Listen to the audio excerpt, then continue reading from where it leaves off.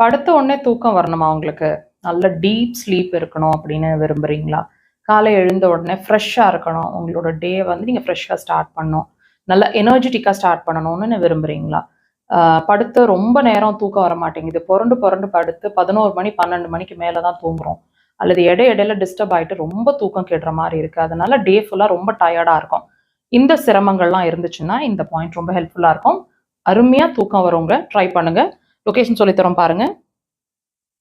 பெருவிரலுங்க. பெருவிரலோட நகக்கண் உள் சைடு, அதாவது மெட்டிப்போட விரலோட சைடுல இருக்க அந்த பாயிண்ட்டை மார்க் பண்ணியிருக்கோம்.